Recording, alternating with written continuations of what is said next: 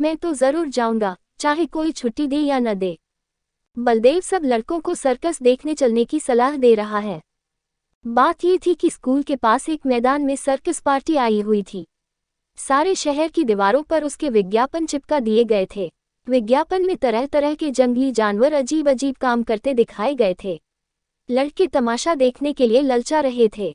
पहला तमाशा रात को शुरू होने वाला था, मगर हेडमास्टर साहब ने लड़कों को वहां जाने की मनाही कर दी थी। इश्तिहार बड़ा आकर्षक था। आ गया है, आ गया है। जिस तमाशे की आप लोग भूख प्यास छोड़कर इंतजार कर रहे थे, वही बम्बई सर्कस आ गया है। आइए और तमाशे का आनंद उठाए।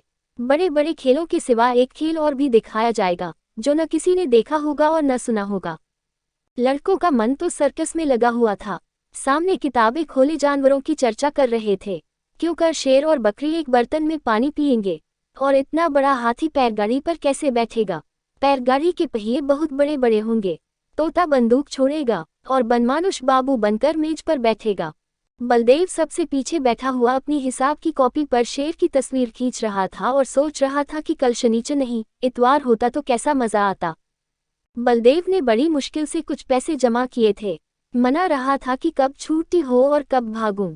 हेडमास्टर साहब का हुक्म सुनकर वह जामे से बाहर हो गया। छुट्टी होते ही वह बाहर मैदान में निकल आया और लड़कों से बोला, मैं तो जाऊंगा, जरूर जाऊंगा, चाहे कोई छुट्टी दे या न दे। मगर और लड़के इतने साहसी न थे। कोई उसके साथ जाने पर राजी न हुआ। बलदेव अब अकेला पड़ गया। मगर वह बड़ा जिद्दी था। दिल में जो बात बैठ जाती, उसे पूरा करके ही छोड़ता था।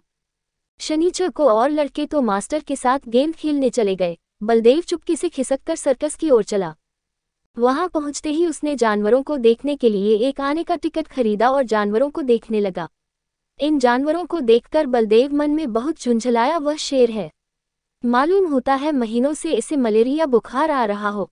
वह भला क्या 20 हाथ ऊंचा उछलेगा। और यह सुंदर वन का बाग है, जैसे किसी ने इसका खून चूस लिया हो, मुर्दे की तरह पड़ा है। वाह रे भालू, ये भालू है या सुअर, और वह भी काना, जैसे मौत के चंगुल से निकल भागा हो। अलबत्ता चीता कुछ जानदार है और एक 3 टांग का कुत्ता भी। ये कहकर बड़े जोर से हंसा। उसकी एक टांग किसने काट ली? तुम कटे कुत्ते तो देखे थे, पैरकटा कुत्ता आज ही देखा।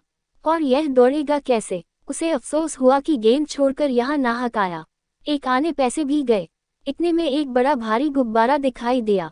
उसके पास एक आदमी खड़ा चिल्ला रहा था, आओ चले आओ, 4 आने में आसमान की सैर करो। अभी वह उसी तरफ देख रहा था कि अचानक शोर सुनकर वह चौंक पड़ा। पीछे फिरकर देखा तो मारे डर के उसका दिल कांप उठा। वही चीता न जाने किस तरह पिंजरे से निकलकर उसी की तरफ दौड़ा चला आ रहा था। बलदेव जान लेकर भागा। इतने में एक और तमाशा हुआ। इधर से चीता गुब्बारे की तरफ दौड़ा। जो आदमी गुब्बारे की रस्सी पकड़े हुए था, वह चीते को अपनी तरफ आता देखकर बेतहाशा भागा। बलदेव को और कुछ न सूझा तो वह झट से गुब्बारे पर चढ़ गया। चीता भी शायद उसे पकड़ने के लिए कूदकर गुब्बारे पर जा पहुंचा। गुब्बारे की रस्सी छोड़कर तो वह आदमी पहले ही भाग गया था। वह गुब्बारा उड़ने के लिए बिल्कुल तैयार था। रस्सी छूटते ही वह ऊपर उठा। बलदेव और चीता दोनों ऊपर उठ गए। बात की बात में गुब्बारा तार के बराबर जा पहुंचा। बलदेव ने एक बार नीचे देखा तो लोग चिल्ला चिल्ला कर उसे बचने के उपाय बतलाने लगे। मगर बलदेव के तो होश उड़े हुए थे। उसकी समझ में कोई बात न आई। ज्यों-ज्यों गुब्बारा ऊपर उठता जाता था, चीते की जान निकली जाती थी। उसकी समझ में न आता था कि कौन मुझे आसमान की ओर लिए जाता है। वह चाहता तो बड़ी आसानी से बलदेव को चट कर जाता, मगर उसे अपनी ही जान की फिक्र पड़ी हुई थी। सारा चीतापन भूल गया था। आखिर वह इतना डरा कि उसके हाथ पांव फूल गए और वह फिसलकर उल्टा नीचे गिरा। जमीन पर गिरते ही उसकी हड्डी पसली चूर चूर हो गई। अब तक तो बलदेव को चीते का डर था। अब ये फिक्र हुई कि गुब्बारा मुझे कहाँ लिए जाता है। वह एक बार घंटाघर की मीनार पर चढ़ा था। ऊपर से उसे नीचे के आदमी खिलौनों से और घर घरौदों से लगते थे, मगर इस वक्त वह उससे कई गुना ऊंचा था। एकाएक उसे एक बात याद आ गई। उसने किसी किताब में पढ़ा था कि गुब्बारे का मुंह खोल देने से गैस निकल जाती है और गुब्बारा नीचे उतर आता है। मगर उसे यह न मालूम था कि मुंह बहुत धीरे धीरे खोलना चाहिए। उसने एकदम उसका मुंह खोल दिया और गुब्बारा बड़े जोर से गिरने लगा। जब वह जमीन से थोड़ी ऊंचाई पर आ गया तो उसने नीचे की तरफ देखा। दरिया बह रहा था। फिर तो वह रस्सी छोड़कर दरिया में कूद पड़ा और तैरकर निकल आया।